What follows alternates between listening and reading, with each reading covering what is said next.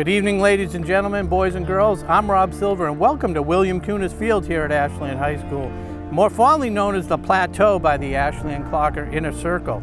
It's been almost 2 years since we last saw action here at the Plateau, with a season culminating in Ashland's first Super Bowl title since 1995. Ashland proved they were no one-hit wonders as they compiled a 4-1 record and took home a share of the Tri-Valley Large title in the Fall 2 season of 2021. Tonight they begin the defense of their Super Bowl title as they host the Griffins from Greater Lowell Tech. The Griffins are a formidable opponent, having compiled a 7-2 record in 2019 and a solid 5-2 2021 Fall 2 campaign, ending with a 4-game winning streak. The Clockers under 12th year head coach Andrew McKay will be led on the field by an accomplished quartet of senior captains. First we have Luke Herter, who will have the full-time quarterback duties. Last spring, Luke emerged into a solid play caller. Herter is more than capable of leading this offense, whether he's in his drop-back set or on the move in their often-used design rollouts. Herter possesses great accuracy. He's a good decision maker and has the ability to break tackles when he chooses to tuck the ball away and take off running. Then there's Matt Gillis. He'll make his impact on both sides of the ball, playing both wide receiver and defensive back, and he's seen many varsity reps since his sophomore year. He's smart, physical, and quick. He uses these attributes to create space as a wide receiver, and when on the defensive side has the ability to chase down any ball carrier. And then Andrew Molesky had a breakout spring as he was a force on the defensive squad, and when given the opportunity, made a big impact as a ball carrier. This year, he's the primary running back, and if his preseason form is any indication, we may be looking at some impressive numbers. And finally, Dylan Drozek is back on both sides of the line. He was a Tri-Valley All-Star last year with the ability to disrupt offensive attacks with his pass rush and a knack for knocking down quarterback passes. Dylan suffered an injury in his last game of the season against Medfield, spent the offseason rehabbing, working out hard in the gym, and he's in top form. Dylan is healthy, ready to go. Listen for Dylan's name to be called often tonight.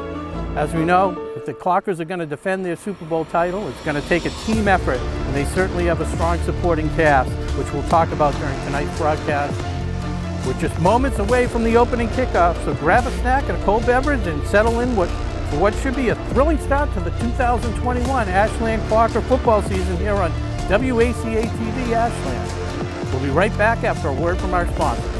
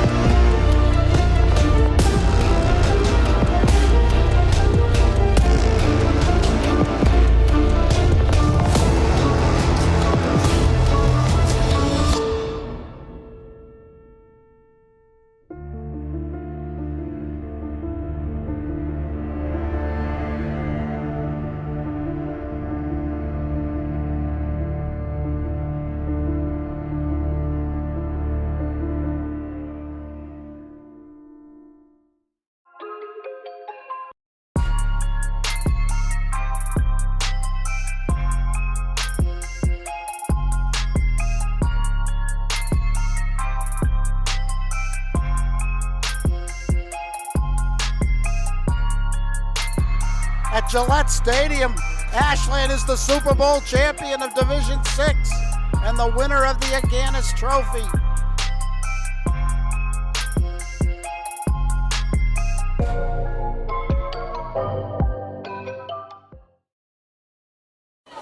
All right, ladies and gentlemen, welcome to William Kunis Field here at Ashland High School, fondly known as the Plateau in Inner Circles here at the Ashland Clockers. I'm Rob Silver, and I want to welcome my partner tonight, Josh Abrams. Josh, welcome to the football family. Thanks, Rob. It's great to be here. I'm used to having that view inside the press box. A much better view off top here. Loving it. Yeah, you'll love it on Thanksgiving when it's minus 15 degrees. And we're getting ready to kick off the Griffins from Greater Lowell Regional. Yes, Greater Lowell Regional won this kickoff. They deferred. So they'll be kicking off from the 40-yard line. Back deep for the Clockers is number 3, Jake Troutman, and number 4, Peter Gigliotti.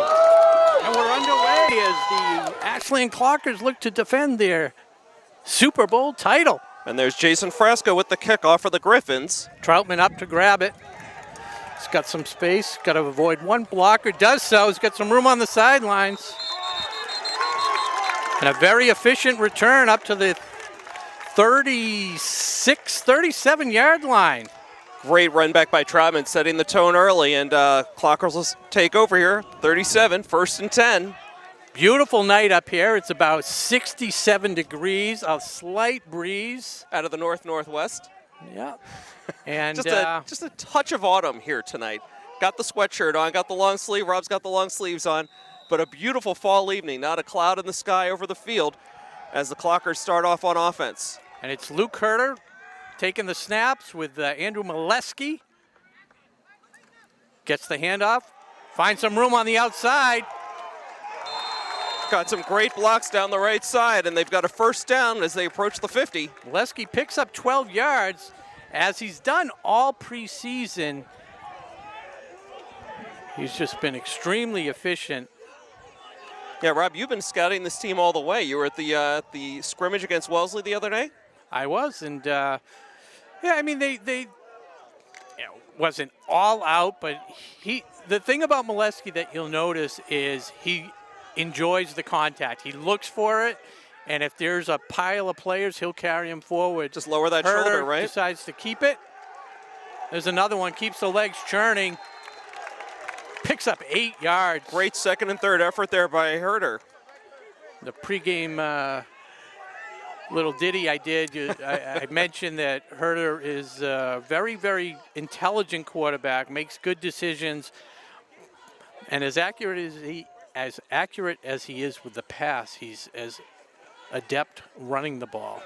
Well, he definitely got some significant minutes last year in his junior season, albeit a shortened, but still some really good experience there. It should pay off here in his senior year.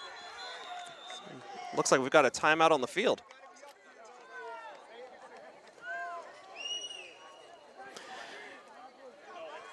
So the Griffins, as I had mentioned, if you're just joining us, they had a 5-2 record last season, including a 4-game winning streak to end the season. Wow. And a pretty stingy defense from what I had seen score-wise. They are in a different division, so it's hard to match up. Flat to Troutman from Herter, gets around the corner. Another big 1st down for the Clockers. Pickup of about 11, I believe. Looks like they read the blitz nicely there and threw to that side where the pressure was coming, found the open man, and another 1st down. Yeah, these are the plays that Ashland has used year after year, and they just execute so well.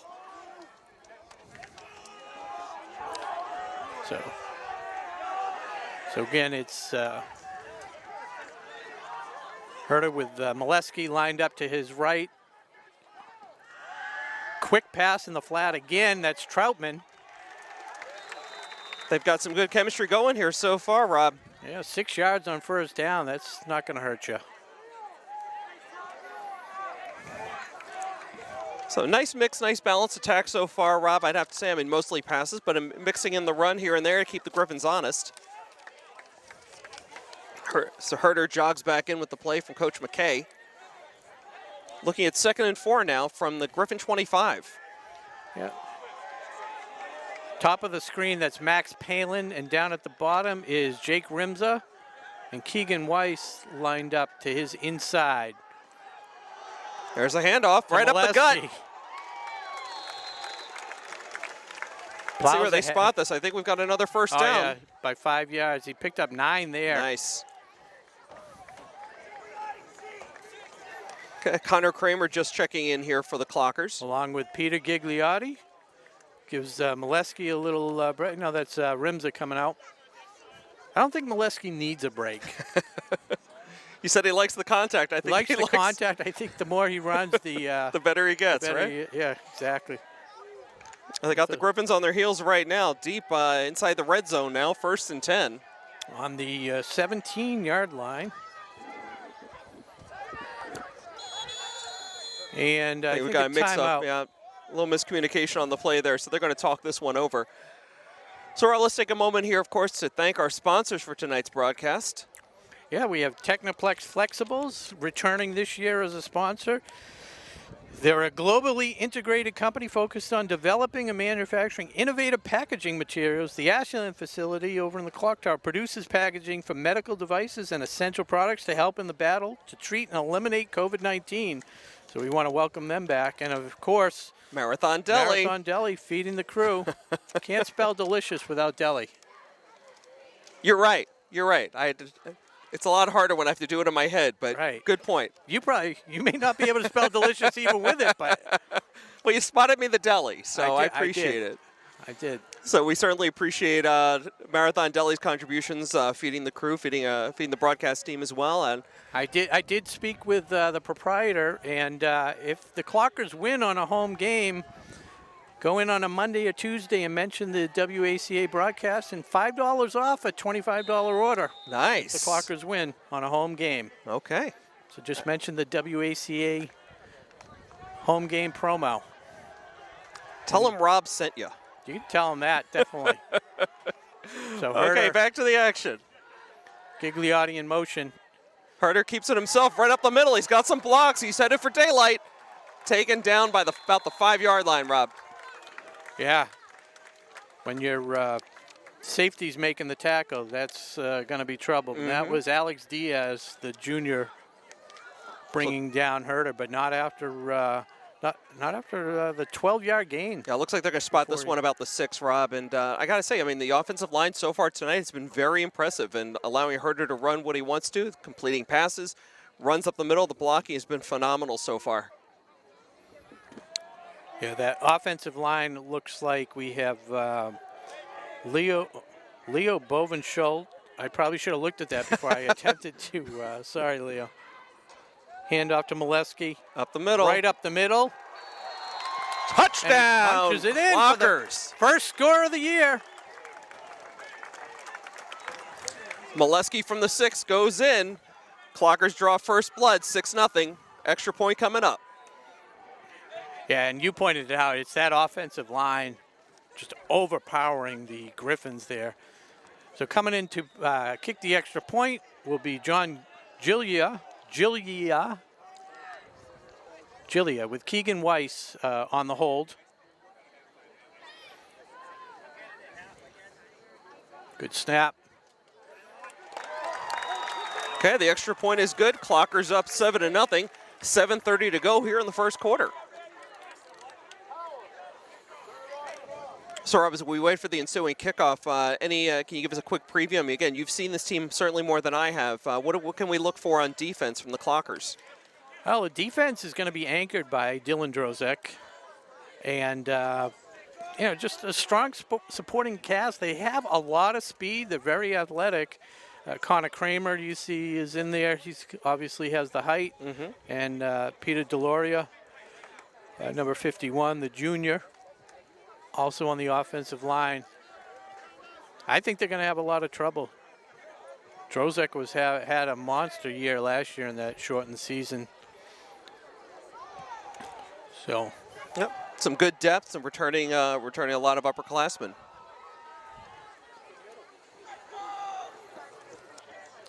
So Gilia getting ready to kick off here for the Clockers. Again, if you're just joining us, Clockers with an early 7-0 lead against the Greater Lowell Regional Tech Griffins. And it's Axel Diaz and Andrew Belanger back deep for the Griffins.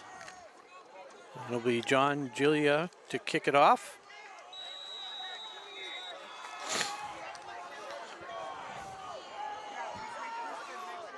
Decent contingent of fans making it down from Tingsboro for the Griffins. Quite a big football squad. Little squib kick. Takes a huge hop, fielded nicely. Gigliotta trying to chase him down. Had him by the arm, but couldn't bring him down. Another shot at it. That'll do it. Yeah.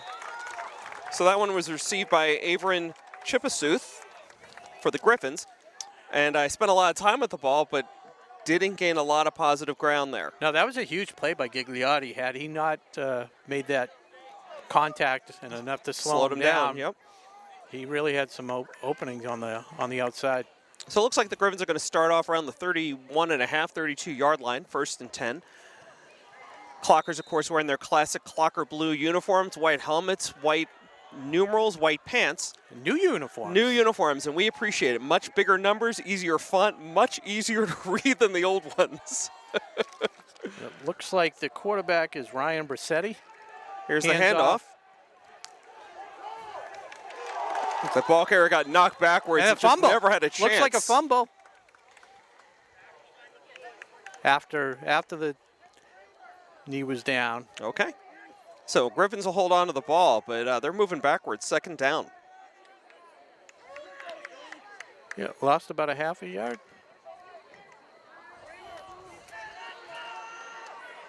Yeah, they start on the 26-yard line, went Okay. back about a yard. The Griffins quarterback, you said, was Ryan Brissetti. I believe it's number 15. Another handoff. Oh, Diaz Slips the escapes. tackle. But slowed down. That was Pat. Chip Asuth was the ball carrier. He was the one who was on the return as well. Yeah, and Pat Deloria with the tackle. So Initial contact was made by, yeah, Deloria, sorry. I thought it was a number 5. So the initial contact made, slowed him down, and then it was a big pile that brought the ball carrier down. It was a nice team effort there by the Clockers, and now the Griffins are facing 3rd and 8. Passing down, he does It's a drop slow back to snap. pass. Complete, but immediately brought down by number 40. Peter Gigliotti. So 2 big plays by Gigliotti already on defense. Yeah, pass completed to Nathan Belkis, but a short completion, not enough for the first. Gigliotti quickly on the scene, makes the tackle. So the Griffins look over to the sideline. See what they're gonna do here. May try and draw them off sides. 4th and 3. They almost, going for it's not a bad idea considering how easily the Clockers march down the field. And they do go for it. Quarterback keeps it, and he's met immediately. And dropped. Connor Kramer. Okay, the big man with the big stop on 4th down. Griffins turn the ball over. It'll be Clocker ball here, 1st down, deep in Griffin territory.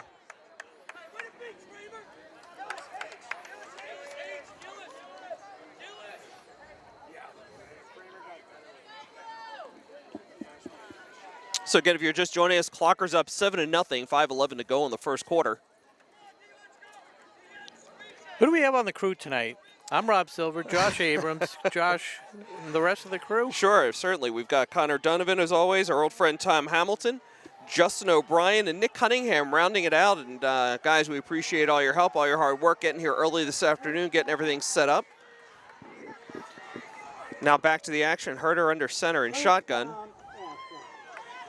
Herder, bad snap. Recovers nicely, but he's going to get dropped for a loss. Yeah. Wasn't a bad snap. I apologize. Steve Perrin in there to make the final tackle. It just popped right off Herder's fingers, and that's not how they wanted to open this series. May have taken his eye off the ball.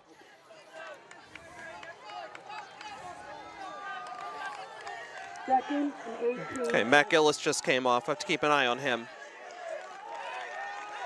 Yeah, so a loss of 8 on the play brings up 2nd and 18, which I'm not too upset about. I'd love to see them throw the ball down the field. Not the way the Clockers moved the ball in their first series. So Herder shotgun again. Scrambles to his left. Fires across the middle and too hot to handle as it goes through the fingers of Keegan Weiss. Yeah, Herder loves to roll out. He loves to roll out to his left, and he's pretty adept at throwing while rolling out to his left.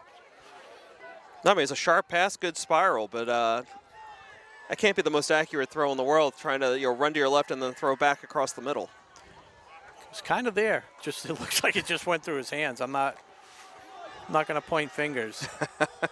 All right. To the bottom of the screen, Max Palin. He's got single coverage and a size advantage. Design screen. He threw that into the back of his They look like they hit Dylan Drozek in the back. Yeah, we have got a good look at the linemen, 51, 52, 55. That's Pat Deloria's, Leo Bovenschultz, And Vince Mermelstein. Hunter Roby, Hunter Roby, and right. Dylan Drozek. So the Griffins avoid a disastrous start with a good defensive. They look much stand. better defensively this series than on the first one. Yeah, well, when you mishandle a snap, bad things happen. Ball punted away by Patrick Donnells. Nice punt and a good job by Ashland getting And down they drop there to that cover. inside the 10.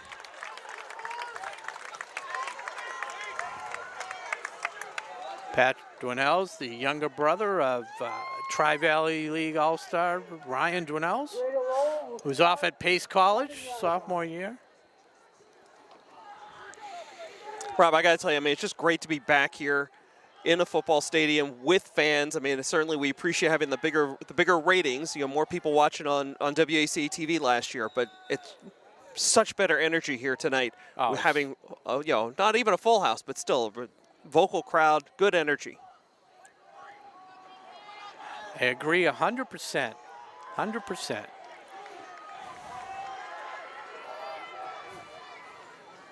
So the Griffins start on their 8-yard line. Ball gets handed off up the middle and stopped after a short gain. And it was Diaz again. Boy, I think Andrew Molesky was in the middle of that too. Yeah, we have the defensive backs, Matt Gillis, Keegan Weiss, Jake Troutman, Jake Rims on the left side, Peter Gigliotti, Molesky, as you mentioned. Drozek making his way over to the left side. Drops into a 3-point stance. Handed off again to Diaz. And it's Herder and Molesky.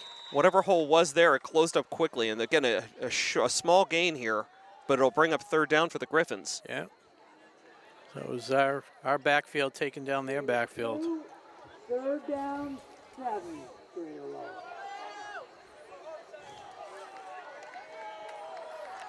I want to give a shout out to Mark Drozek doing the PA announcing tonight.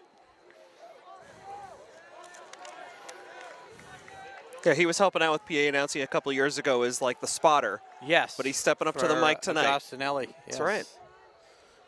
Here's third down. Drops back to pass. Drozek's got him in the back. Oh, down he goes. Avoids the safety. Drozek and Peter Deloria bring him down on the 2-yard line. He actually lost the ball, but it did go out of bounds. Rob, I don't know what they called, but that play was very slow in developing. I think it was slow in developing only because Ashland's so quick. I mean, that's the bottom line. I don't think you really can appreciate how fast these guys are. Okay, this is going to be an interesting situation, Rob. They're going to be punting out of the back of their end zone. That punter just about has his heels on the back line. If that goes past him. Oh, we got a fumble on the snap. It's going to be a safety. That's what it is, safety. So make it 9-0 Clockers over the Griffins. So Clockers getting contributions in every facet, Rob. Offense, defense, and now special teams. That's what they do. They execute well. So as we're waiting for the ensuing kickoff, I do want to mention how, again, we said, it's how great it is to be here at the high school tonight, Rob. We thought this game might be moved to the middle school for tomorrow afternoon due to the resurfacing work being done to the track over the summer. Many of you know it was in rough shape and unusable for track meets, but the work was completed in time, and I got to tell you, we were down there pregame. The track looks great. Can you get a shot of the track? So I'm sure, cross country, the outdoor track team be excited to start making use of this. I know they haven't had too many meets these last couple of years, home meets. Yeah. So, again, great work done over the summer, getting it done just in time. I know they ran a little bit late, got a little dicey there at the end. Yeah, still some little work to be done aesthetically as far as some of the lines and stuff like that, but it does look amazing. It felt great underfoot, too. Yeah, I saw you out there running. And what did you run? 3 miles before the game? No, one time around is a quarter-mile, Rob. So I ran about like 100th. There we go. And this is Josh Mukandila to kick off from the 20-yard line because of the coming off the safety. Nice end-over-end kick. Yeah, had some distance on it. Is it Gigliotti? Yep. He's got a Huge hole. He's got blocks. And he's running down the right sideline. One man to beat. And he gets knocked out of bounds at the 6. But there's a flag right there. As he gets mobbed by his teammates. You know, I mean, it was the kicker that brought him down, Josh Mukandila. I'm not sure what the flag would be for. I mean, it was all the way at the end of the run. I mean, he might be unsportsmanlike. Yeah, he picked it up. Good call by me. No. I mean, all he did was knock him out of bounds. He had to knock him out of bounds. Wasn't helmet to helmet or anything. No, it was a clean hit. Yeah. Oh. Ooh. I didn't even think, well. Block in the back. Well, let's see where they mark this off. 10 yards from the spot of the foul. Yeah, so what was down there? It was unfortunately, it wasn't even effective. Right. But it's like just trying a little too hard to get him that return for a touchdown. Yeah. So I apologize. I guess the flag was justified. I thought they were calling it on. Okay, but 1:42 to go here in the first quarter. Yeah, it didn't look like. So they go to their what they call the Gunk Offense. I want to name it something else. Can yeah, we think of Gunk. Yeah, maybe the Squeeze Offense or this. Okay, looks like the Griffins got a timeout called before the ball was snapped. With 1:42 to play. So, yeah, I mean, let's throw it out there to the audience, Rob, right? You know, you're watching us here on Facebook Live or on YouTube or even watching us later on demand. Right. Let us know, what should that alignment be called? Not They Gunk. didn't get a good look at it, but, you know, Holliston, you know, runs it. They call it the war offense. We obviously don't want to use their terminology. But Gunk doesn't do it for me. Okay, well let's ponder that. Let's marinate on that a bit. And again, while we have the timeout, we also want to make sure you're aware of the high school's new online ticket system. No more paper tickets or paying at the gate. It's currently set up for all home varsity football and volleyball games. The website is gofan.co, but you can get the full URL by checking the Clocker AD handle on Twitter. That's Stephen Marks' handle on Twitter. Be sure to buy your tickets in advance instead of when you arrive at the high school. It'll help keep the line short and moving quickly. Speaking of quickly, let's head back to the field as Clockers are about to go underway with Herder under center. Flips it to Gigliotti.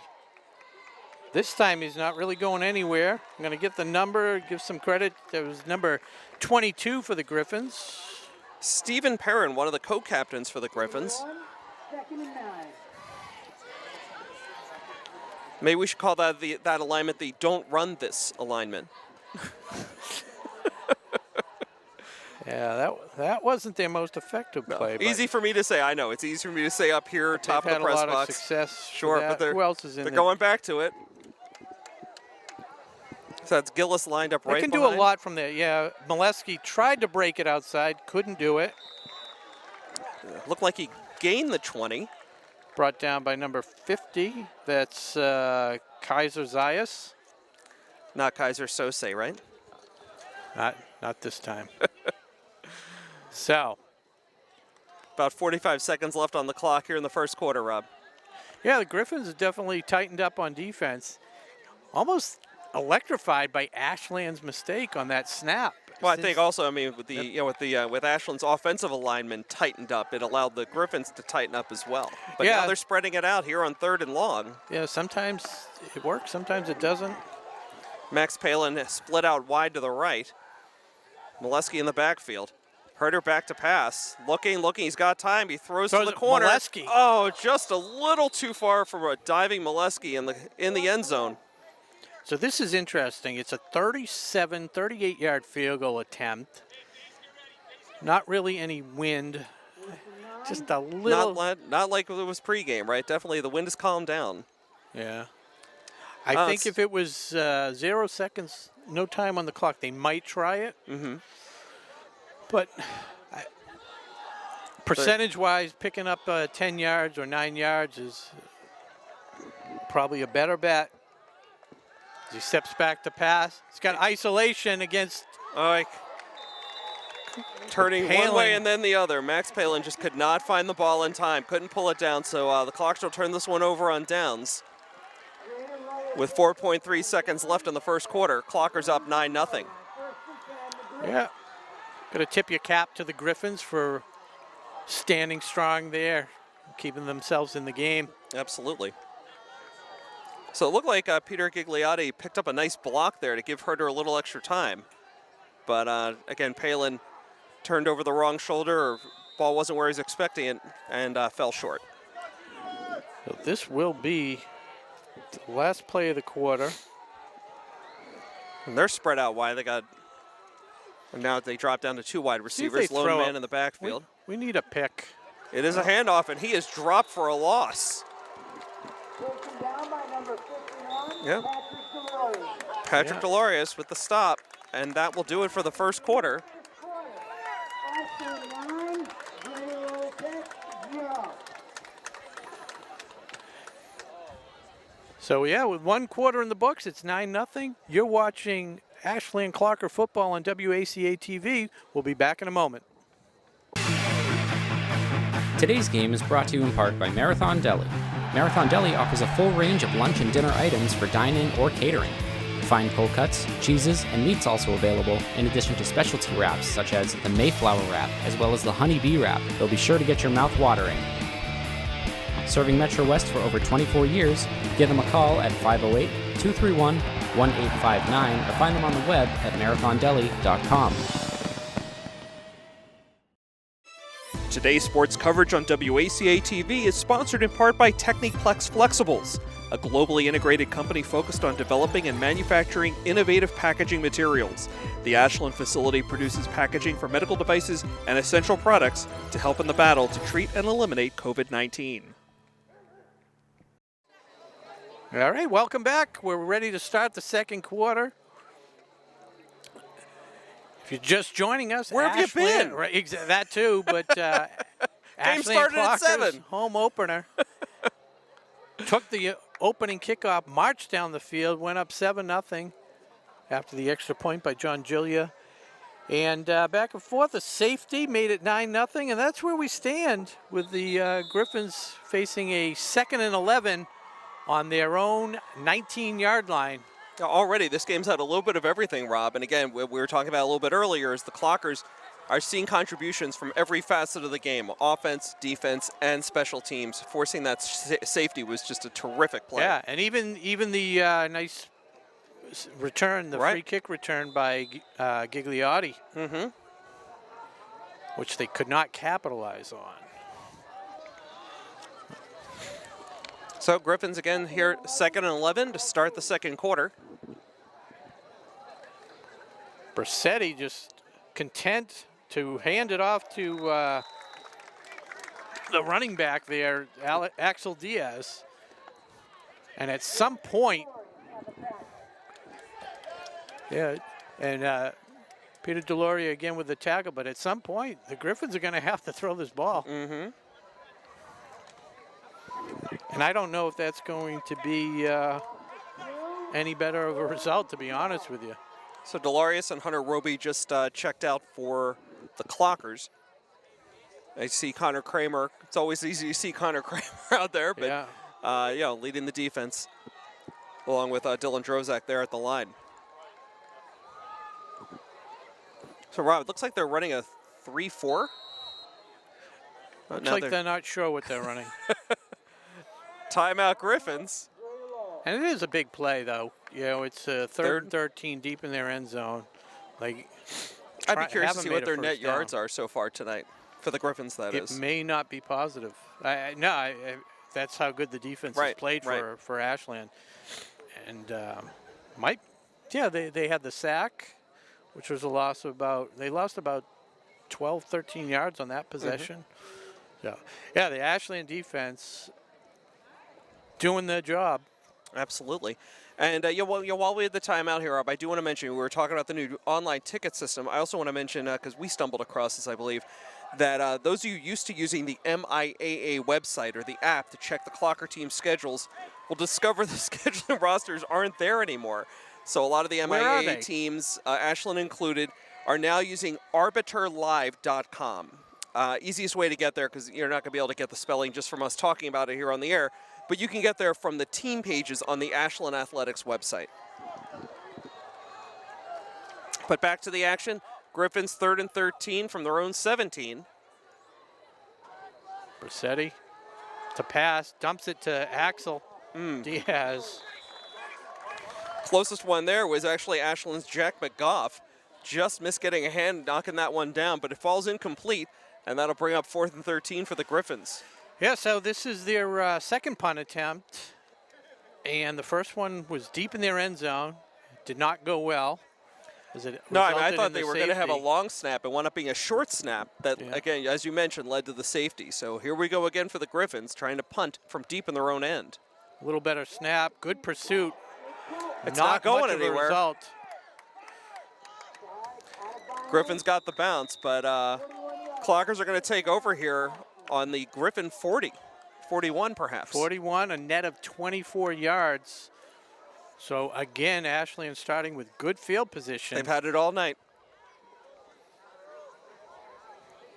I mean, I think the deepest they've started so far tonight was on the opening kickoff. I think you're going to see a little bit more creativity on offense here. Little play, run pass option. I mean, handing the ball to Molesky was working very well early in this game. They could do that. Honestly, I think they could do that all night. So it is Herter, the I formation with Molesky behind him. 3 receivers to the right and Matt Gillis. Little motion. Ball is handed to Molesky. Lost his helmet. Ooh. And they call a penalty. Was able to get past the first defender, but couldn't quite shed the second tackler there. He was dropped for a loss, but we'll see what this flag is. My scout says face mask. Or just aggressive helmet tearing off. I don't know. Yeah, where's that in the rule book? Aggressive helmet tearing off? Is that 5 yards? I mean, just kind of 5 yards for something.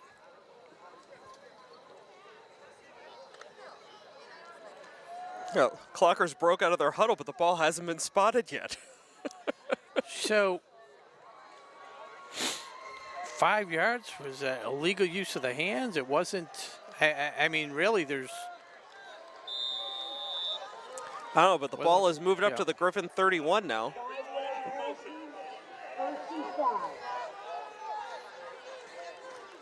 Hand off to Gigliotti. He's got a hole.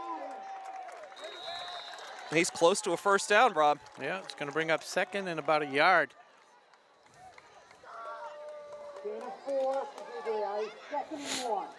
I love the hurry up. This is starting to look like an I formation. Palin now at the top of the screen, Jake Rimza at the bottom. There's a lot of motion here. Jake Troutman, so we have the 2 Jakes on the left side of the formation. Jake Rimza, quite the accomplished basketball player, has some good leaping skills, so wouldn't be surprised to see them toss one up. We've got a flag on the play on the far side of the field as Troutman gets knocked out of bounds near the 25. From the reaction from the Ashland coach, I think it's going against Ashland. Looked like that flag flew before the pass was ever completed, Rob. We have a timeout on the field while the refs talk this one over. So while we wait, 8:46, we'll do a quick time and score check. 8:46 to go in the first half. Clockers up 9-0. I'm Josh Abrams. He's Rob Silver, and we're glad to have you with us tonight on a beautiful autumn night in Ashland. You're watching Ashland High School football on WACA-TV. I want to also give a shout out to my normal partner on the mic, Bob Thacker. I think he's vacationing. He'll be doing a couple games this year in October. I think he's completing the 7 big mountaintops. I'm not sure if he gets coverage from base camp at Everest, but if he does, welcome to the broadcast, Bob. We miss you, Bobs. Hope you're having a great time. So another handoff to Gigliotti. Turn nothing into something. And that was enough for the first down.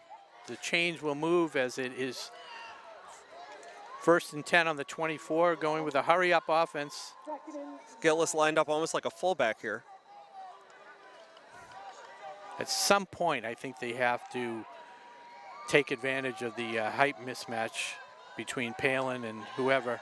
Quick throw out to Troutman. That's his favorite target so far.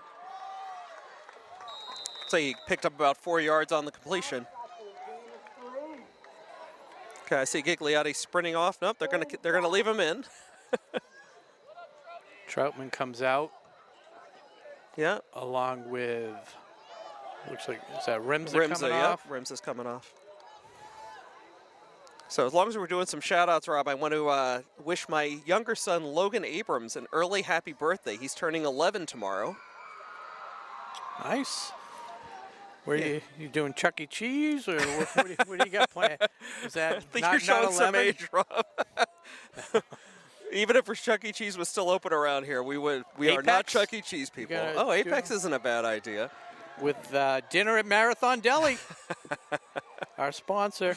Absolutely. Gigliotti in motion. Herder keeps it up the middle.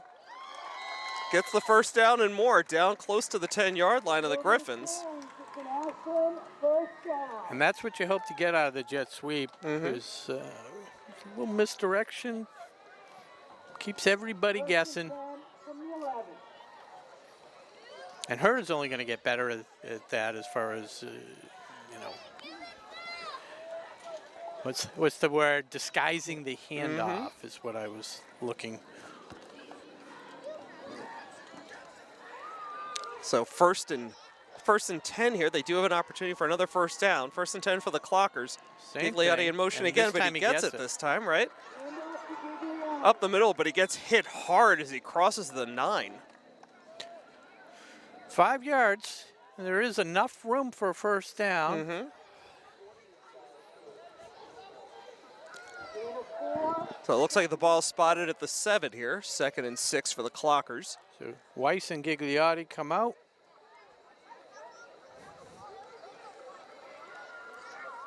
Got Rimza, Troutman, Molesky, Palin at the top of the screen. Troutman at his inside. Down low is Rimza. Molesky behind him. Fakes the handoff, rolls out. Looks for, and he finds Jake That's a Rimza. touchdown. Okay, so Herder rolls out left, finds Rimza in the end zone. Another 6 points for the Clockers. They're now up 15-0 over the Griffins with 5:46 to go in the first half. Like I said before, when you roll out left, you'd think that a righty would have a little bit of trouble, but he doesn't. He is extremely accurate, and a good route by Rimza. Timing play. Yep. Beautiful throw, and beautiful it was thrown catch. To a perfect position. So it's Weiss on the hold and Julia to attempt the extra point. Good snap. Strong boot. Looks really good on those points after. Solid. So make it 16-0 Clockers. 5:46 to go in the first half. And I think gotta figure out who the long snapper is. It may be Phil Bork. But I mentioned in the scrimmage game last year, it seemed like their long snapper was a little shaky, and it might have even been Bork. I don't know, but a lot crisper this year.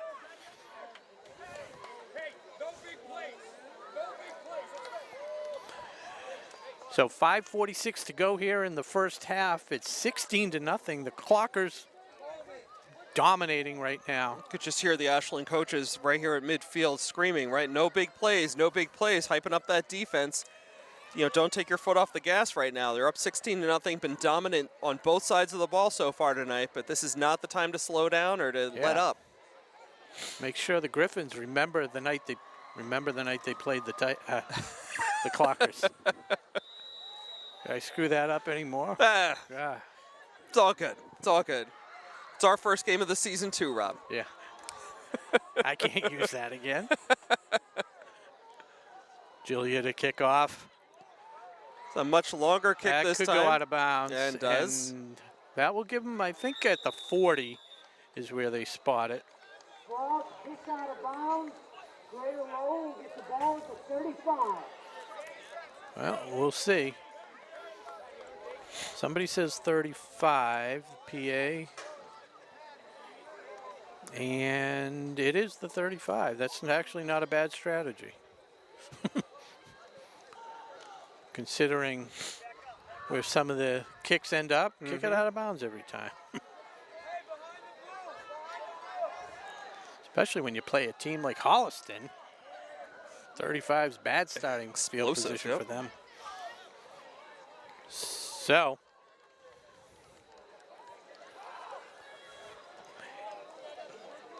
Rossetti and Diaz anchoring the backfield. See what happens.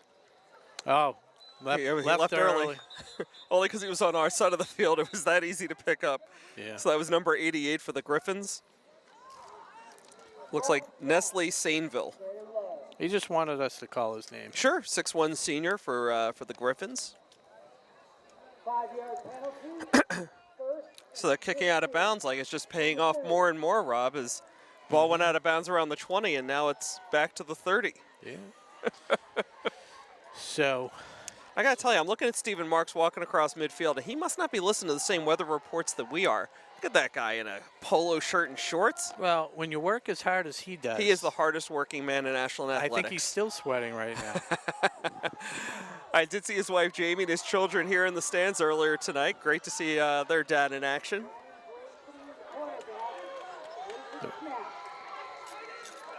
And again to That was Diaz. Nathan Belkis Breaks a in motion. tackle.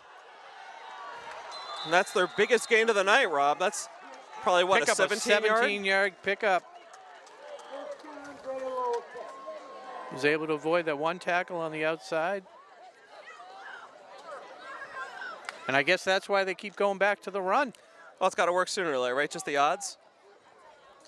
Yeah, especially when your coach says don't give up any big plays. Right. So first down for the Griffins at their own 48-yard line. Clock ticks down toward 5 minutes to go in the first half. The 17 yards count as a big play. I think on a second and 15, It's or their first biggest and of the 15, night. It does, yeah.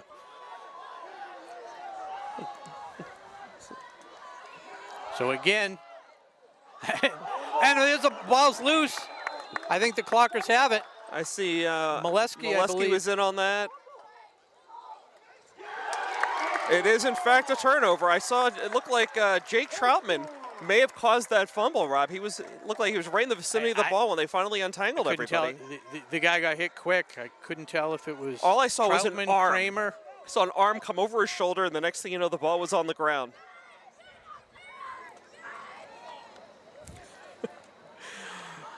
Getting a lot of activity from the cheap seats.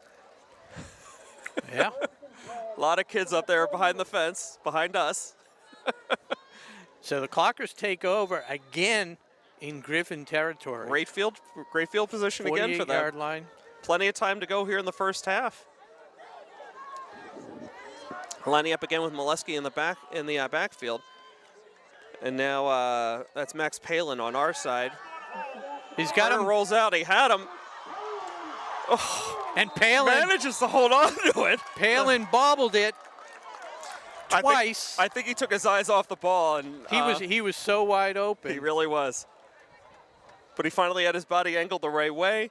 Yeah. Takes a lot of concentration once that ball starts bouncing around. But that, I mean, not to take anything away from the ultimate catch that he made, but that's a couple times he hasn't looked comfortable turning for the ball. Yep. And I don't know if that's communication with Herter, that maybe he's expecting it to be on the other side, but the pass in the end zone earlier, same thing. It's just not Not the smooth. same. Yeah, it's not the same smooth. rhythm, not the same chemistry as with some of the other receivers. But the result, You can't argue with the results. 24-yard gain, and a pitch to Molesky. Trying to go outside. That's what I'm talking about. Dragged a couple guys with him for a nice gain. Yeah, he picked up about 5-6 yards, and they had him almost in the backfield. He does not go down easily. 3:40 to go. Yeah, you said it before. He loves the contact, right? He does. Clock ticking down now, about 3.5 to go here in the first half. He'll avoid the hole just to hit Just for some that bodies. extra bump, yep. Right. Guys, close up that gap, please. I'm not comfortable running without somebody hanging on my back. So it Molesky is in the backfield again. Palin out split wide. 2nd and 4 on the 18.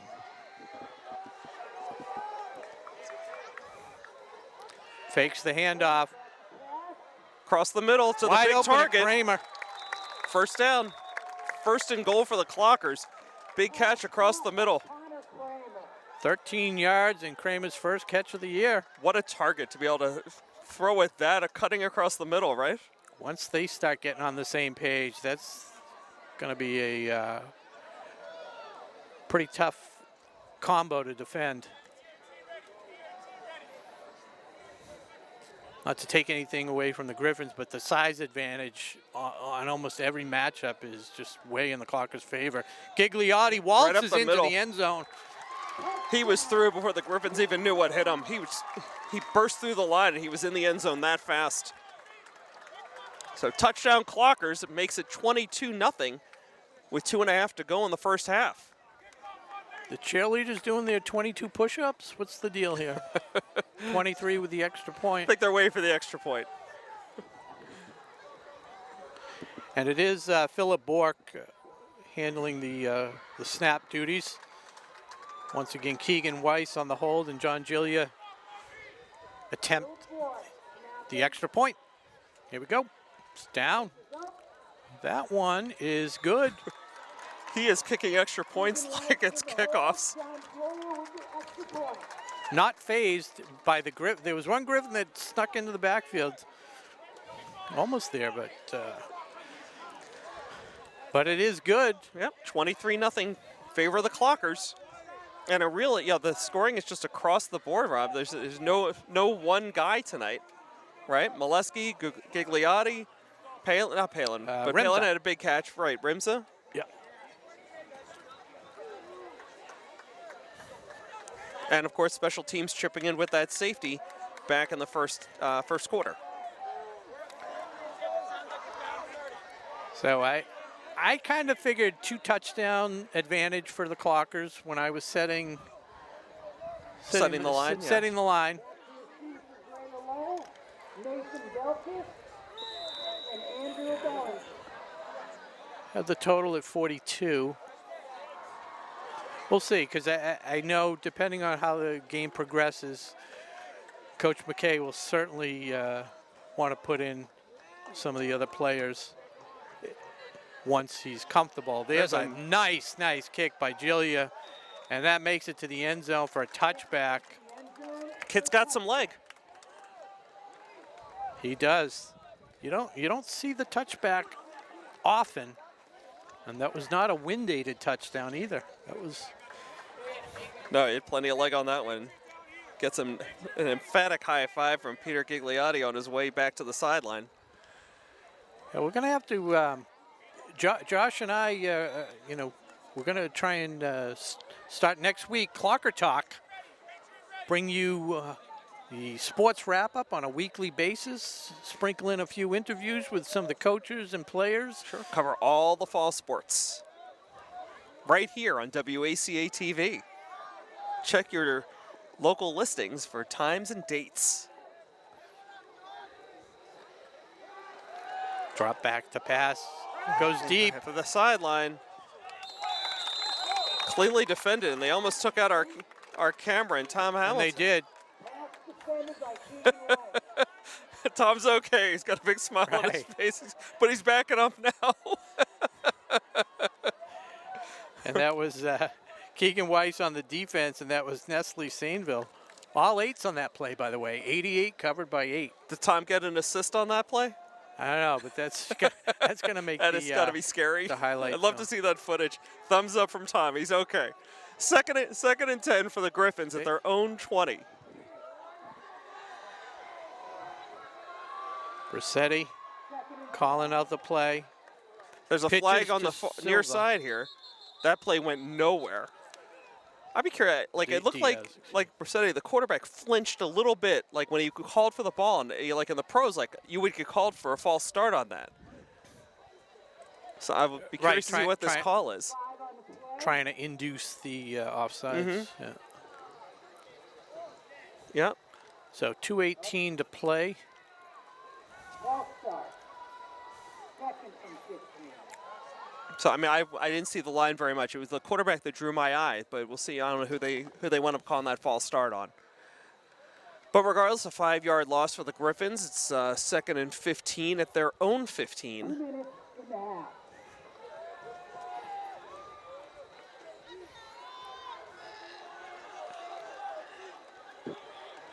So clock ticks under 2 minutes. Varsity. It's a quick pass across the middle, deflected a couple times and incomplete. Both Troutman and Weiss had an opportunity.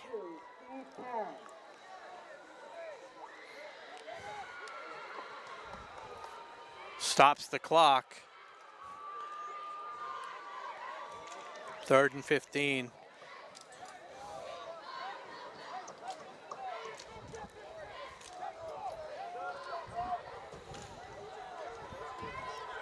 So Keegan Weiss and Patrick Journell's among those that are playing farther back, although now, as I say that, of course, Weiss moves up. So Journell's, and I can't quite make out on the right side, who's staying back deep there for the Clockers. Here's a run by That's Diaz. It's a nice run, but he had 15 to get, and he didn't make it. Yeah, it was a combination, maybe get lucky, but also force the clock to keep running. Clockers do take the timeout. Preserve the time at 1:29. Try and get the ball back one more time. 4th and 15 for the Griffins. Yeah, work on that 2-minute offense. Speaking of 2-minute offense, did you see the game last night? It was funny. I was just going to ask you the same question. I stuck with it till into the 4th quarter. I was rooting for Dallas with both my heart and my wallet, and a little bit money line on Dallas. Sure. Okay. So, overall, it was decent, but clock management, it's huge. Well, I was torn, for reasons I can't really go into. I was hoping the Bucks would lose last night, but as a born and bred Philadelphia Eagles fan, I can never, ever root for Dallas. I understand. Okay, back to the action at hand. Griffins back to kick here on 4th and 15. Clean snap, kick gets off. Nice kick. Troutman lets it fall. It's going to take a Griffin bounce and roll all the way down to the Clocker. He shouldn't have touched it. Coach is not happy with that. Not only does it stop the roll, but it stops the clock. Right? So Griffin stopped the ball at the Clocker 34. That could have gone viral. That thing could have wobbled all the way down to the goal line. Did you ever see that punt? It was like a 90-yard, 95-yard punt. Well, the Eagles had one of those. Randall Cunningham had a punt like that back in the day. Oh, but this one I don't think. Randall losing his older brother, Sam Cunningham. I don't think they're related. Somebody said, I heard that on one of the news. Sam Cunningham of the Patriots and Randall Cunningham. I'm gonna have to check it at halftime. Are you watching Fox News? Like, where are you getting your news from? Regardless, if he was, Herder's gonna keep it, tucks it away. He gets brought down at their own 45. But it's a first down, so it stops the clock temporarily while they move the chains. See, okay, he's getting up kind of slowly. This doesn't look good, Rob. I think he'll be all right. Okay. So you go ahead and check on whether the Cunninghams are related. And those of you watching at home, grab a cold frosty beverage while we have a brief timeout here on the field. So, Rob, we talked briefly about, obviously, the game last night. It was much closer than I expected, a 2-point win for the Bucks. What are you looking forward to this Sunday? I'm assuming the Patriots game, but any other games you got your eye on? I haven't really paid too much attention to the schedule. I'm a big Dallas fan. Patriots, I could go either way.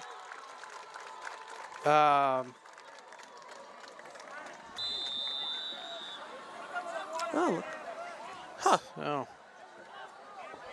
Quarterback for Ashland, Jack McGough.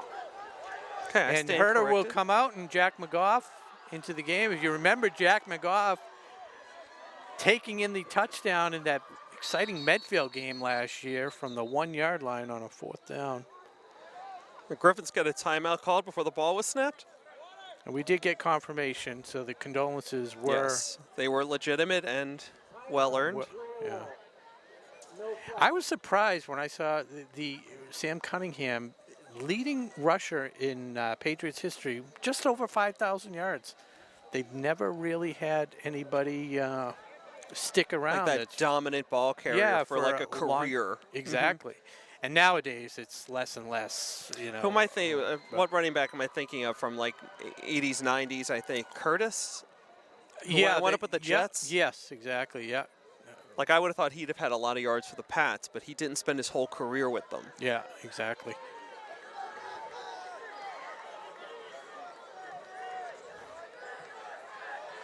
Okay, McGough staying in here at quarterback while Herder gets tended to on the sidelines. Seems to be moving around pretty well for the amount of time he spent on the ground, but he's stretching things out there on the sideline. McGough again under center for the Clockers with 53 seconds to go in the first half. And he'll just hand off to Molesky, who breaks a tackle. And he moves the pile. That's what he does. He got some He's help still within not that down. pile. And a first down stops the clock with 42.9 seconds as the chains move. Yeah, he got help from some teammates, including Dylan Drozek, on moving that pile forward and getting that first down. So 35 seconds ago, the clock is running. McGough can, Go ahead. very accomplished, throws it down to Palin. And he hits him. He gets him on the run, and there's a touchdown. So Palin redeems himself. He certainly looked a lot more comfortable on that pass. I wonder if he's just had more experience with McGough. But terrific play call there, and the Clockers tack on another touchdown here late in the first half. Once again, Jack McGough taking advantage of the reps that he's given, steps in, hits Palin perfectly in stride for a 40-yard touchdown pass. And I got to tell you, Palin, I mean, yards after catch, I mean, he caught that ball turn and put on a burst. He really separated from the defenders there. Nice run. Yeah, he did a good job concentrating on the catch and then worrying about running. Yep. Once again, point after is good. So make it an even 30 for the Clockers. They're up 30-0 here over the Griffins of Greater Lowell Regional Tech.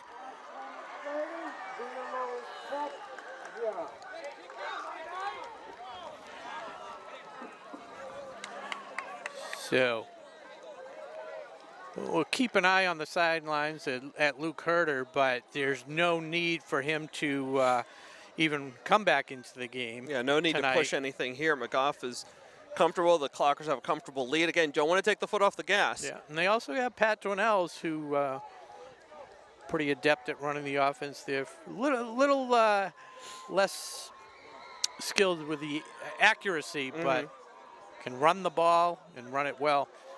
But Herder's moving fine. Amy Mendoza's leaving him alone. That's our trusty trainer. That's always a good sign. Yeah. If Amy's hanging with you, you've got bigger problems. Yep. So Julia ready to kick off here for the Clockers. See if we can get back-to-back touchbacks. The wind's starting to kick up a little bit here, Rob. Let's see if that has an effect. I think it's coming across the field. Kind of feels like that's another nice boot. It's fielded Down though inside at the 5. 4.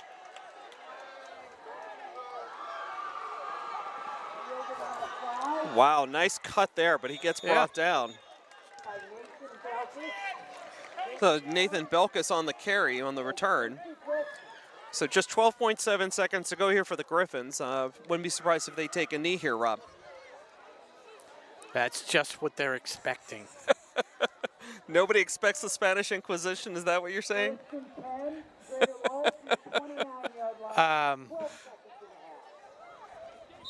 Throw it downfield. Just air it out.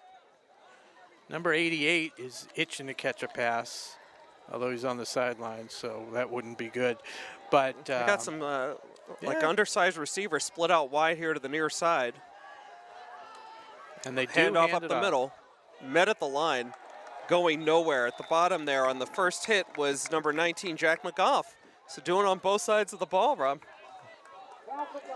And okay, that's your half. The clock ticks down to 0. So Clockers with an impressive first half here against the Griffins, up 30-0. And again, just dominant in all phases of the game tonight, offense, defense, and special teams. yeah, the Clockers go off in front of the student section, a very raucous student section. Thrilled to be back out here. The cheerleaders doing their thing. Yeah, and a lot to cheer about here tonight if you're a Clocker fan.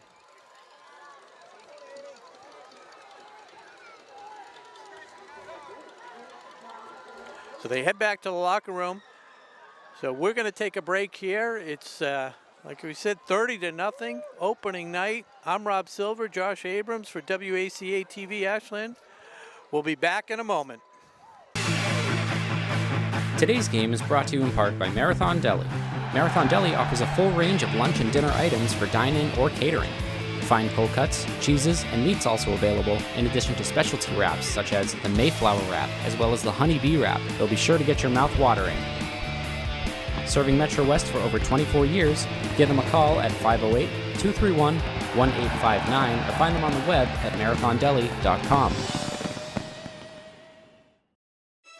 Today's sports coverage on WACA-TV is sponsored in part by Techniplex Flexibles, a globally integrated company focused on developing and manufacturing innovative packaging materials.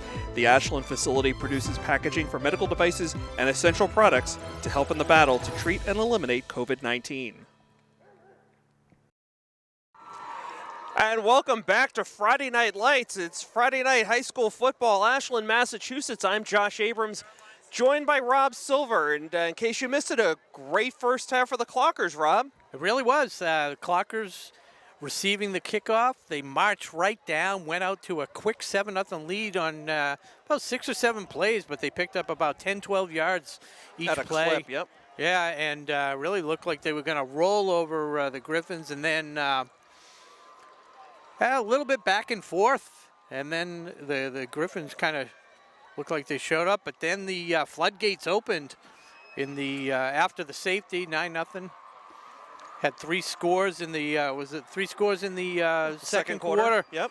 Gigliotti ran one in. Rimza on a nice corner pattern in the end zone, and then Max Palin took a 40-yard reception from Jack McGough, who came in for Luke Herter, who got a little shaken up late in the first half. Yeah, a little ankle issue or something after a 12-yard scamper. But yeah, the Clocker offense didn't miss a beat as McGough came in for Herter late in the first half, tacked on a late touchdown with a minute and a half or so to go, and that brings us up to date, 30-0 Clockers as we begin to get ready for second half action. The Clockers a little late coming back to the field, leaving the Griffins here just waiting. Yeah, that's part of the psychological game. Yeah, but if there was any doubt as to how the Clockers would perform after this semi-long 2-year layoff, it was all, any doubt was eliminated in that first half as they looked just like the squad that left off 2 years ago. At Gillette. Yeah, exactly. So they're starting the defense of their Super Bowl title. By the way, talking about experience, did you notice Coach Andrew McKay in his 12th year at the helm here for the Clockers? Yeah, exactly. Very I think impressive. He's been coaching since he graduated high school. Not quite that long, but it's pretty close. No, but he's time flies. And so Gillis here to kick off for the Clockers. He's been showing a lot of strong legs so far tonight, including a touchback.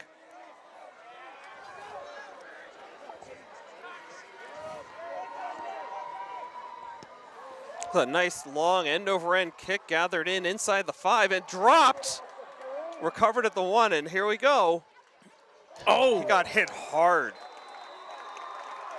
So on the return for the Griffins was Nathan Belkis. And that's Liam Fleming. Big special teams tackle. Yeah, Liam Fleming, another running back that's gets a lot of carries on the JV squad. playing some special teams tonight and taking advantage with that huge hit. So it looks like the ball's going to be spotted here at about the 11 for the Griffins. And, you know, tale of two cities, Rob. Field position, starting field position for these two teams couldn't be more different. Yeah, exactly. The Clockers have started in Griffin territory almost every play outside of the first kickoff. But so we'll see what the Griffins can do, because I think the net yardage is negative for the day. Oh, and that's Philip Bork. Vicious hit. The long snapper for Ashland. I think the Griffins are looking for a penalty for some kind of a horse collar or face mask, but it looked clean to me. I mean, his arm snaked around the shoulder pads, but it was that clean. was just a hard tackle.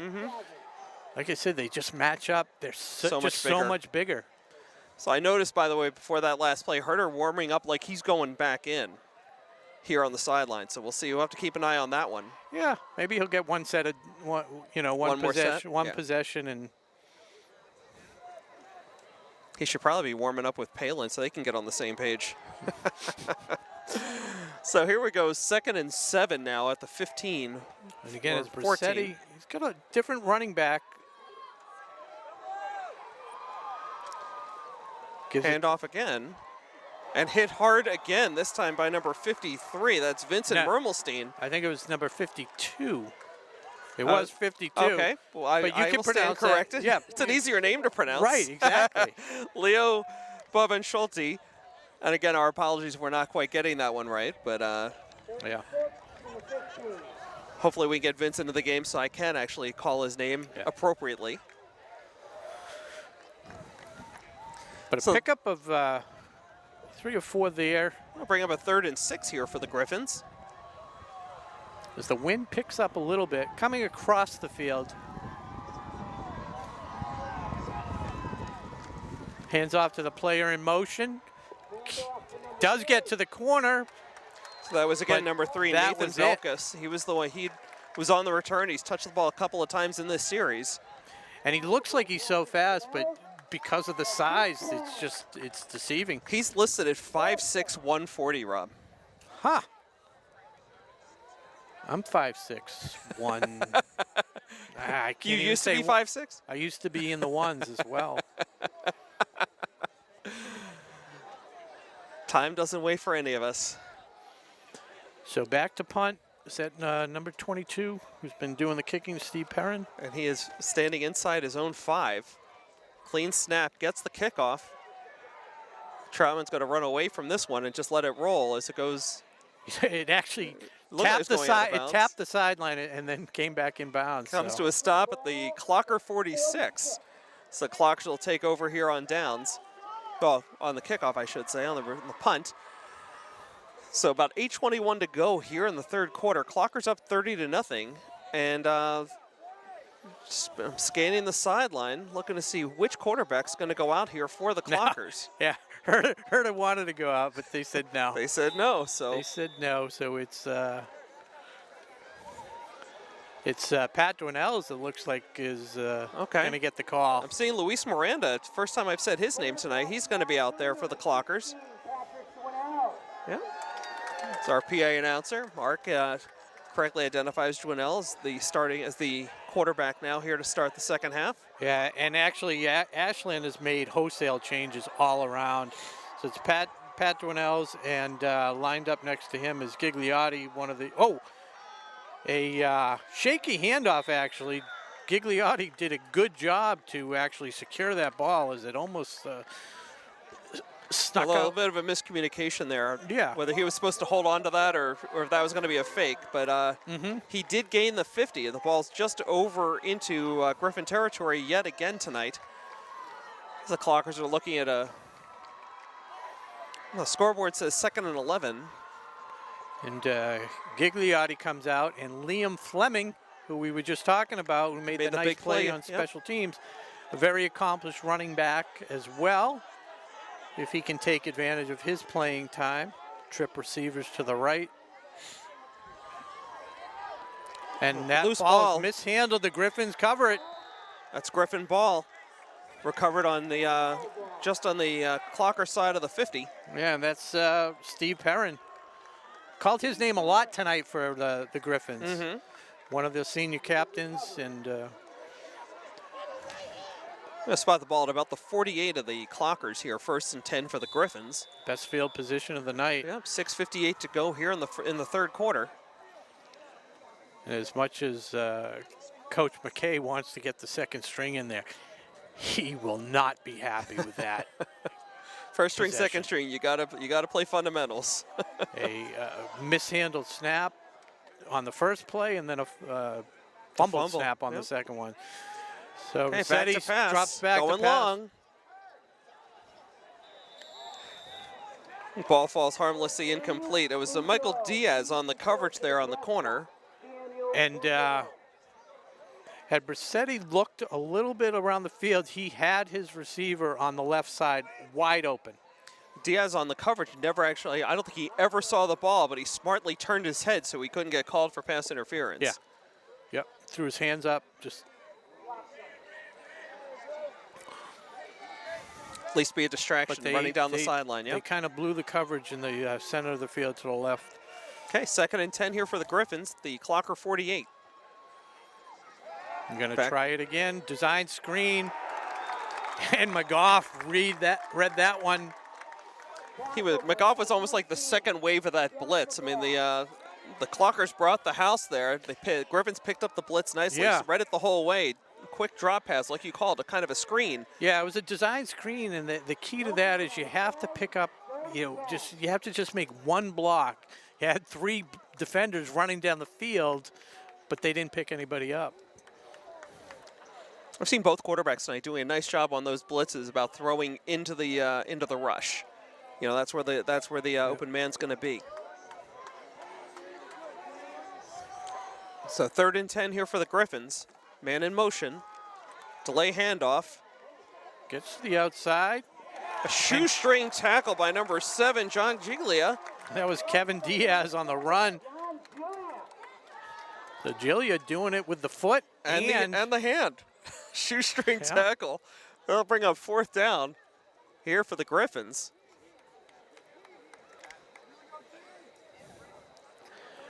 So this is going to be interesting because they're going for it. They're going to pass. Now they're going to throw it downfield. Unless the guy can return it a long way, it's almost better off to drop it. But the instinct is to catch it and get the interception. But we'll see what happens. We'll see what happens. That's why they play the games. If he throws it way downfield. Oh, he's throwing. And he does air it out. Oh, and he finds the receiver. First down. And is that number 88? Yes. Look, it was Nick Tang and Jack McGough there on the coverage. And Nestle Sainville.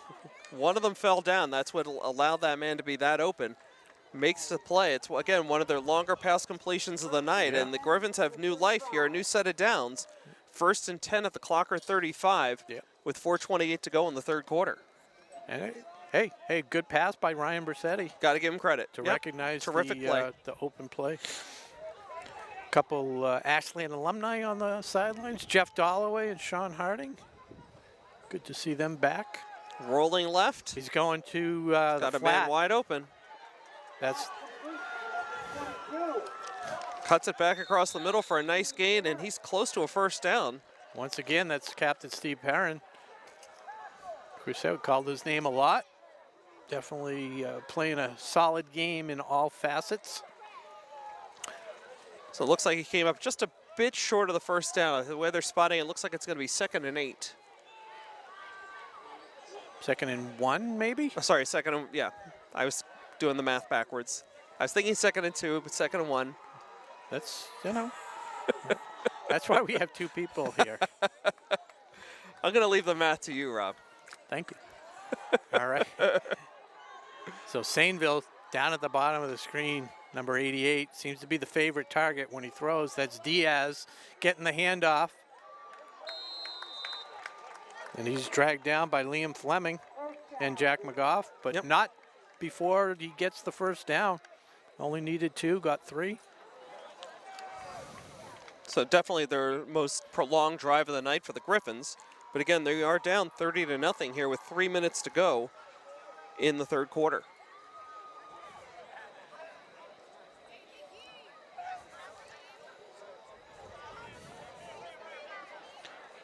have a injury up on the roof. That's a cramp, foot cramp. I get them all the time.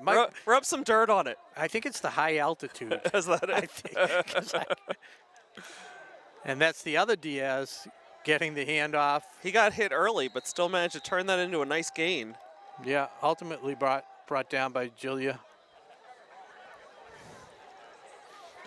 And again, if you're just tuning in, it's Ashland Clockers leading by a score of 30-0 after an explosive second quarter. Just kind of blew the game open. Coach McKay giving his second string some playing time on offense and defense. Obviously like to preserve the shutout. Bracetti, the snap, hands off to Diaz. Oh no, that's not Diaz, number 44. He's got the corner. Yes. That's number 44. 44, yep. That's his first carry of the game, actually. Averin Chipasuth. Yeah, we haven't seen him since early in the first quarter. He did pull in that first return. Yes, and he was mixed in on that first set of runs, but we haven't really heard him since then. Yeah.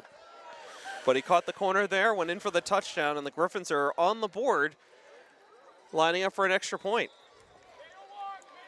So it's interesting. A lot of times as an underclassman, you want to be in there playing, and you're like, just give me a chance, just give me a chance. Oh, they're going for two. They're going for two.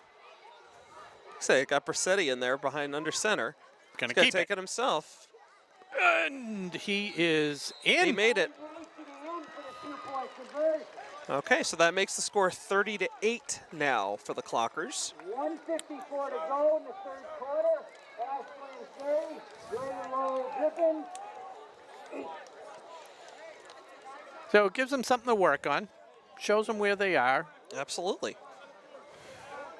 So I'm not going to get into all the details now, Rob, but as you know, it's quite a busy week here. First week fall sports for the Clockers, and got like 6 or 7 different teams going, you know. Kicking off this week, obviously we're here with the football team tonight, but girls volleyball is already underway, cross country. Girls field hockey's already got 2 games under their belt. Golf team is, they've gotten going. And of course, boys and girls soccer, all on the docket last week. We're going to be covering all of those teams in the upcoming inaugural episode of Clocker Talk. And of course, most of those teams, at one point or another this season, we will cover with live coverage here on WACA-TV. Yeah, and if we're not covering them live, we'll at least be able to splice in some highlights for your viewing pleasure.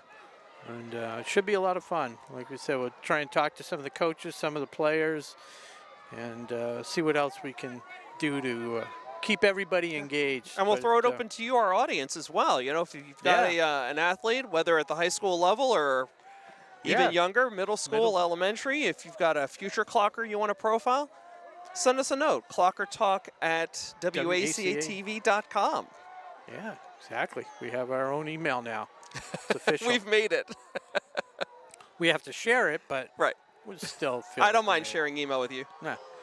Well, try a semi-onside kick. It's fielded by number 17. That's Nick Tang.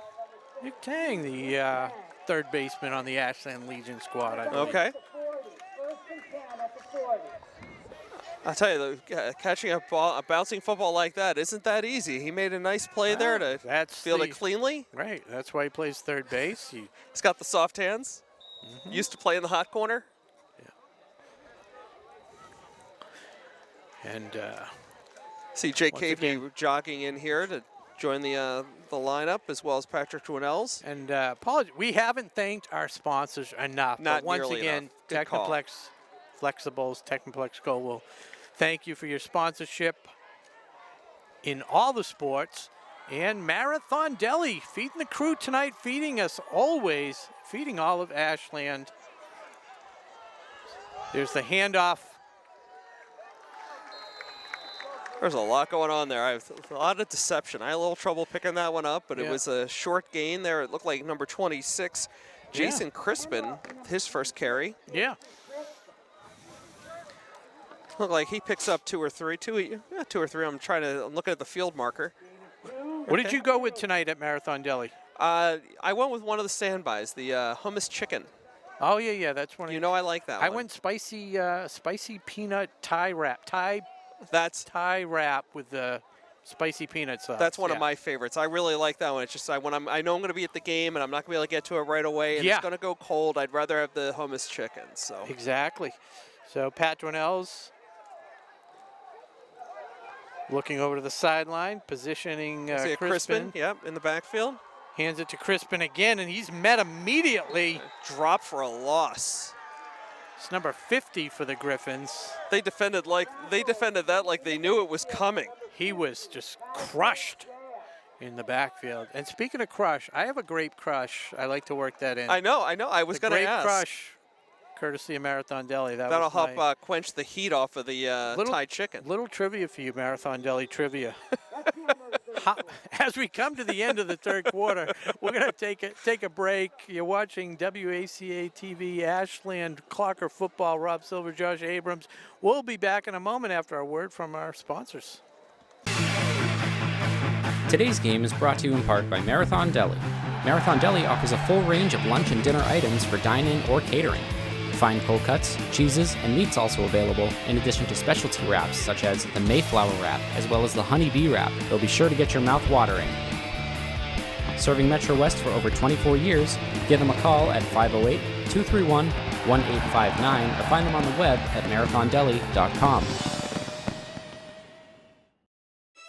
Today's sports coverage on WACA-TV is sponsored in part by Techniplex Flexibles, a globally integrated company focused on developing and manufacturing innovative packaging materials.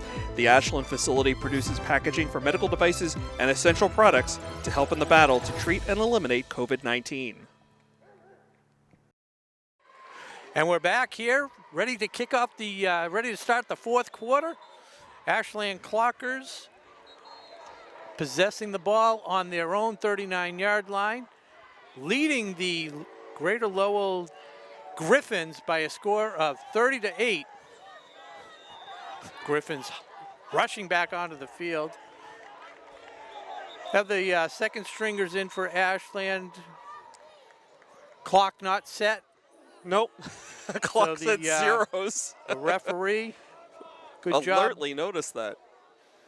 Okay, 11 minutes back on the clock. Ready to go. And running the offense for the Clockers is Pat Dwinell's. He rolls out to his right. He's going to keep it. Shows a flash of speed. And he breaks a couple tackles. And a gain of 31 yards down to the Griffin 30-yard line. Yeah, it could be the longest run of the night for the Clockers outside of that long return. Right. And that's what Dwinell's, that is the scouting report on Dwinell's from what I've heard.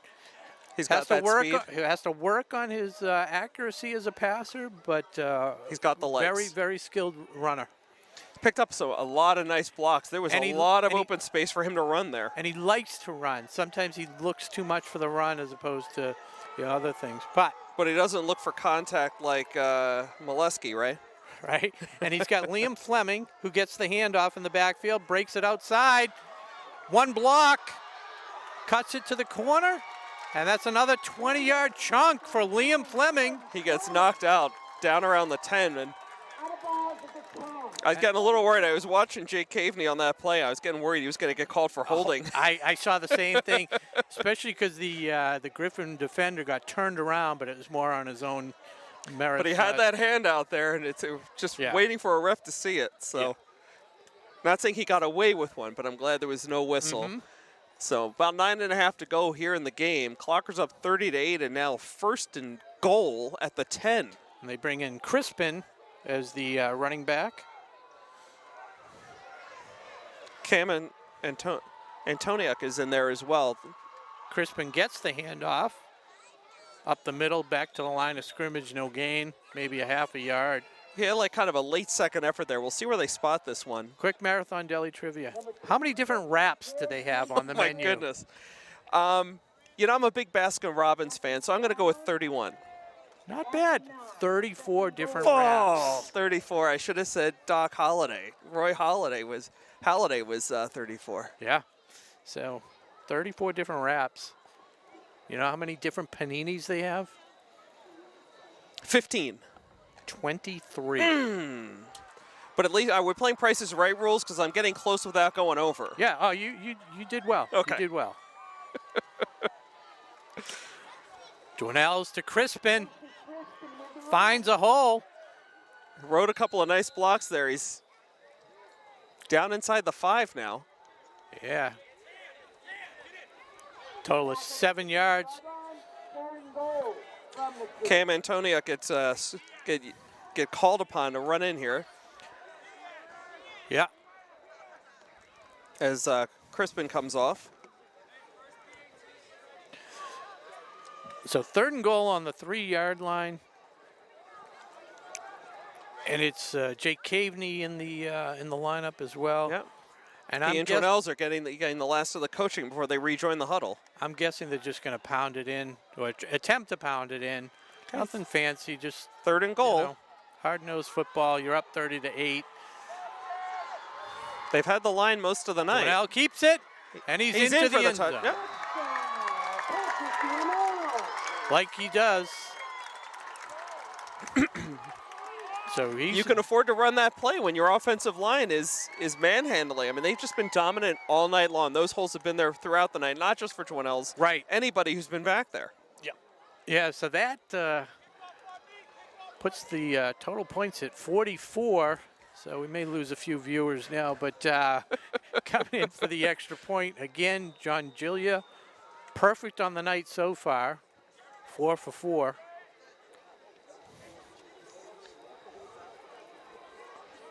Philip Bork with a snap, Keegan Weiss the hold. Oh, bad And snap. No sooner did Gotta I say perfect on And the now night. he's dropped it. Oh, that just did not end well. Didn't start well, it didn't end well. Well, it didn't start well for me saying perfect on the night. I knew when I said it. I'm like, there's no way. There's no way. Everything's been, the execution has been perfect. So, Does Coach McKay get our commentary when he's looking over game film? Because, you know, I don't know. you may have to fall on the sword on this one. You may have to take the blame for that snap. Mm-hmm. So, extra point is no good. Clocker's now up 36-8 with 7.5 to go here in the game. Yeah. And Keegan Weiss on the sideline with a cramp. I feel your pain, buddy. I feel your pain. Us athletes, right here. right, Weekend warrior. right here. Love you. So, Rob, I got to ask, I've been waiting all night for the fortune cookies to come out. I wasn't sure if that was an indoor sports thing. No. I have the fortune cookies. Oh, the bag They're never in the came bag up. that never came up. Exactly. Okay. Exactly. Okay. So we'll save that. I did read one real quick during the volleyball match the other night. So yeah, I have a bag of about 30 or 40 small fortune Get us through the cookies fall that somebody season. gave. Yeah, exactly. So Julia on the kickoff. Another squib. Trying. He's just going to fall down. Yep. Yep. Smart play. And no sooner do I mention that. Producer extraordinaire Connor Donovan at it again. So Now we have our fortune cookies. we'll get to that in a second. As we have to queue up the app because I don't have a gong with me. I think Hallie took it back to school, but Oh, Hallie. do we have a timeout? We'll wait for the next break in the action. Sure.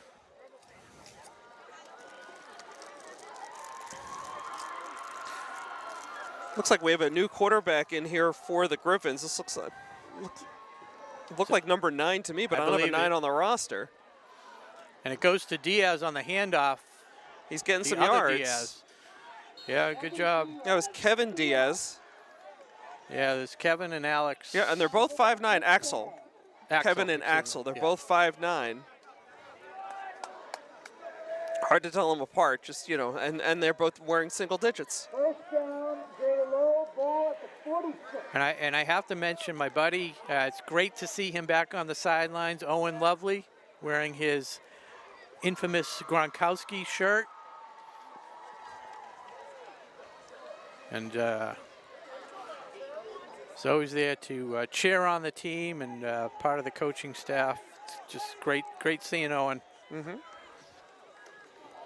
Another I know he handoff. was excited to see you this afternoon when we saw him down before the game down on the field. Love him. Polite young man from what I saw. Yes. Very respectful, Mr. Silver. Yes.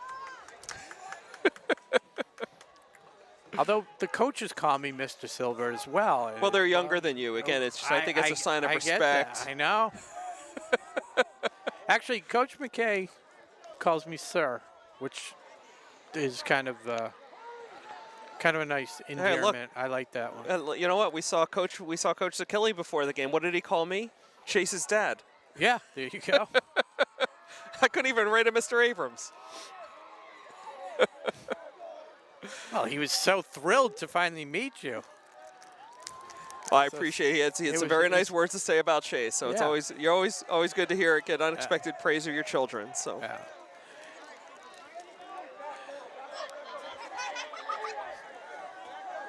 So here we go with the backup quarterback, handing off to number 44. He got hit right at the 50, but stayed on his feet. Didn't get any more yards out of it, but an impressive second effort there by the ball carrier. And Jared Canning, the sophomore, on the tackle. Seeing Jake Dion come running off the field, holding the side of his helmet. I just hope he's okay. He might have been trying to just get his strap off. But. As we're down to 4:35 to go. Our apologies to the Greater Lowell Tech parents. We don't know the number. Oh, no, number 9's on there. What are you talking about, Darren Puchel? Do you do not have a 9? Oh, wow. You have a defective. How do you have a 9? Oh, my God, big discrepancy. Do you even have the right team? Look at that. Wow, you have an old copy. Yeah, that's a collector's item. That doesn't seem right. If that was a coin, that would be worth. Right. Don't crease that. Keep it in mint condition. Okay, well, we're down to 4th down now for the Griffins. And that's again Darren Puchel My at apologies. quarterback. Yeah, that is odd. My roster does not have him on there. That's crazy. Okay, we got a late substitution for the Clockers on this play as Jake Friel's sprints on. He didn't jog, he sprinted onto the field to defend this 4th down. That's the way to do it. At it. the Clocker 47. Puchel steps back, dumps it off to his favorite target. He's got some time. He's got some space. That's Chipasuth, breaks it out. He is to gone. the outside. One player to get him. Can't do it. And he's in for a touchdown. And Chipasuth with his second trip into the end zone tonight. That was wild. It was just like a little dump pass, and it turned into a 47-yard touchdown. He's a big body, that guy. 44? Yeah. Yep. Says and a freshman. Says 5'8", 170. He's getting some serious touches. Definitely. So, 3:09 to go. It's 36-14. As 14 points have gone up against the second squad of the Clockers. They will go for 2 again. Yep. I'm getting a cramp in my other foot. Chipasuth back there again in the backfield. He gets the ball. He's been hit a couple times. He's still on his feet, but then down he goes. So successfully defending the 2-point conversion. So the score remains 36-14 with 3:09 to go. They might have to airlift me off the roof here with these foot cramps. What? Paging Amy Mendoza. Is she only for student athletes, or? Well, what is she going to do? How's she going to airlift me? She drives the gator. I didn't say anything about airlift. You know, well, that's what I said. Put an air cast on there or something. Not a cast.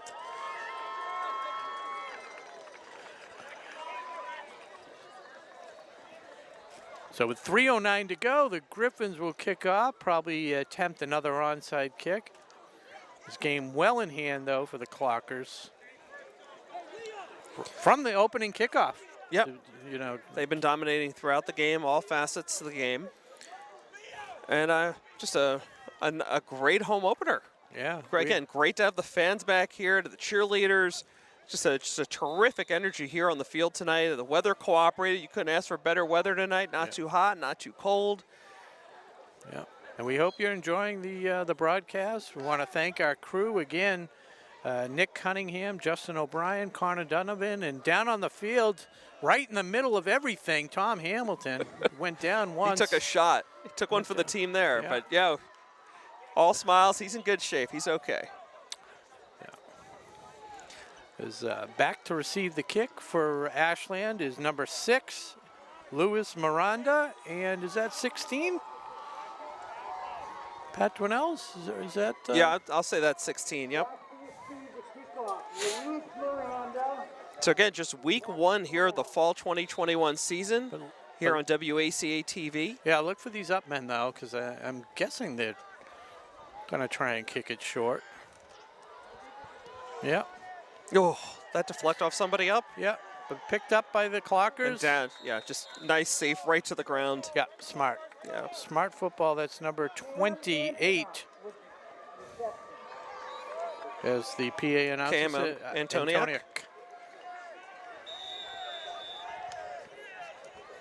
So again, as I was starting to mention, right, it's week 1 of the fall 2021 season here on WACA-TV. We'll be bringing you at least highlights, and if not full broadcasts of most of these fall sports.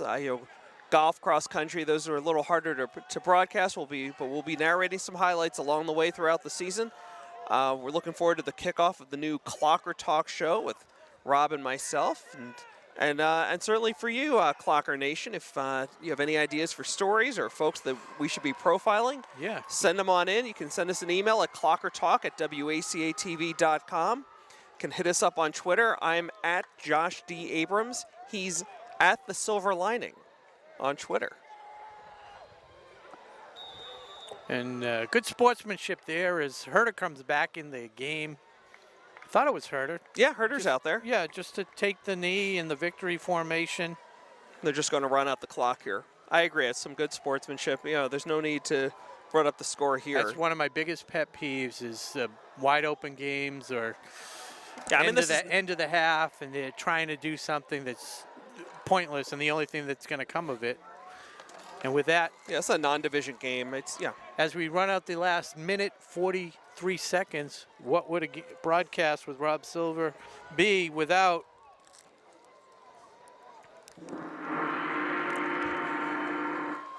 Who Needs a Fortune? That's right. It's a little thing I like to do. Started with my kids a little while ago, but we open a fortune cookie, dedicated to everybody, and we dedicate it to whoever. We'll dedicate it to the football squad and a good season. All the athletes. And this is a team win tonight. Yeah. So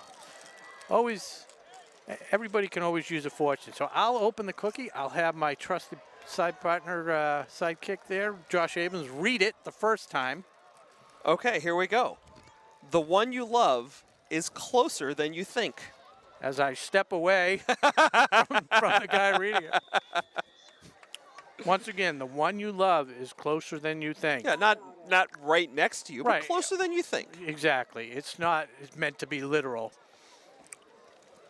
But if it was. So you take those words of wisdom with you. Speaking of love, this team, they got a lot of love for each other, the coach, all the coaches. And a great opening night victory as we'll see if they start the clock or let it run. Yeah.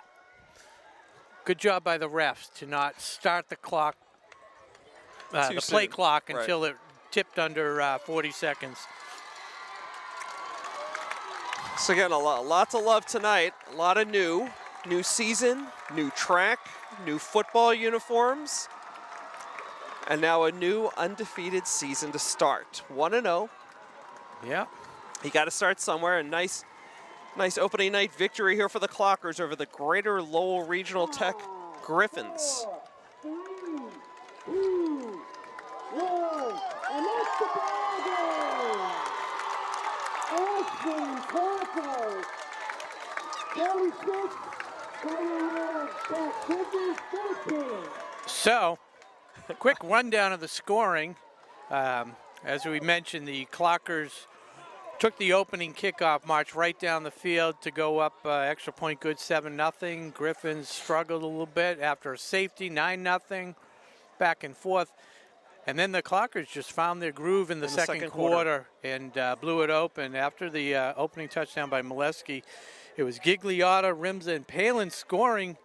And that last score by Palin coming from backup quarterback Jack McGough, who came in after Herder went down with a minor injury. He'll definitely be back. It's not going to be something that Clockers ended up with 3 different quarterbacks tonight. They all had a hand in the scoring. Yeah. Come second half, immediately Coach McKay was content to play the backup squad, give them some playing time. And it was ultimately the backup quarterback, Patrick Dwinells, who punched it into the end zone, but not before a couple nice runs. One by him for 31 yards, as well as a 20-yard scamper by one of the other guys. I think it was Fleming, actually, who broke it. Or actually, it was Fleming or... No, it's Dwinells. No. After the 30-yard run, then they broke off. It might have been... Dwinells had that really long run. Yeah. Yeah. Down to the 30, and then they had a 20-yard run. That's why we have replay. That's right. That's why we film these things. So, and then quick shout-out to... on the Griffin side, though, the 2 touchdowns, both by Averin Chipasuth, a freshman. So that's a name you may hear about later. So the final, that was it. Final from Ashland. Yeah, pretty quick game. Field, the Plateau. Under 2 hours. Yeah, it was 36 for the Clockers, 14 for the Griffins. So on behalf of our crew here, again, we'll name them off. Tom Hamilton on the field, Justin O'Brien, Nick Cunningham, Connor Donovan doing all the coordinating. My partner, Josh Abrams. I'm Rob Silver saying thank you, good night, and go Clockers.